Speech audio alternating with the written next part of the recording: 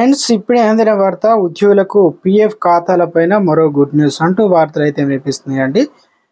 వీడియోను స్కిప్ చేయకుండా పూర్తిగా చూడండి, అప్పుడు మీకు పూర్తి ఇన్ఫర్మేషన్ అయితే కంప్లీట్గా అర్థమవుతుంది. మరోసారి ఛానల్ చూస్తే సబ్స్క్రైబ్ చేసుకొని బెల్ ఐకాన్ ఆల్ పైన ట్యాప్ చేయండి. ఇటువంటి ఇంపార్టెంట్ ఇన్ఫర్మేషన్ మిస్ అవ్వకుండా ఎప్పటికప్పుడు మీ ఫోన్ నోటిఫికేషన్ రూపంలో వస్తుందండి. చూస్తున్నారు కానీ లైక్ చేయడం లేదు, దయచేసి లైక్ చేయండి. ఇన్ఫర్మేషన్ అందరూ కూడా రీచ్ చేసిన వారు అవుతుంది. ప్రభుత్వం, ప్రైవేట్ రంగాల్లో పనిచేసే ఉద్యోగులకు ఆయా సంస్థలు లేదా కంపెనీలు పీఎఫ్ సౌకర్యాన్ని కల్పిస్తాయి. ప్రతి నెల ఉద్యోగి జీతంలో కొంత మొత్తాన్ని పీఎఫ్ ఖాతాలో జమ చేస్తూ ఉంటాయి. అయితే భవిష్యత్ అవసరాల కోసం ఈ డబ్బు బాగా ఉపయోగపడుతుంది. భారత ప్రభుత్వ ఉద్యోగులు భవిష్యత్ కోసం ఎంప్లాయీస్ ప్రావిడెంట్ ఫండ్ పథకాన్ని అమలు చేస్తుంది.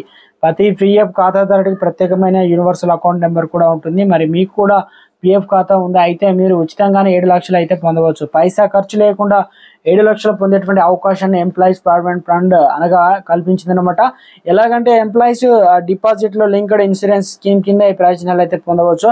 Employees deposit linked insurance scheme, దీనికి సంబంధించిన పీఎఫ్ ఖాతాదారులందరూ అర్హులే. పీఎఫ్ ఖాతాదారుడు మరణించడానికి ముందు 12 నెలల కాలంలో ఒకటి కంటే ఎక్కువ సంస్థలో పనిచేసి సర్వీసులో మరణించినట్లయితే వారి కుటుంబ సభ్యులకు కూడా బీమా ప్రయోజనం కల్పించాలని ఈపీఎఫ్ఓ నిర్ణయించింది. ఈ స్కీమ్ ద్వారా 2.5 లక్షల నుంచి 7 లక్షల వరకు ఫ్రీగా బీమా పొందవచ్చు.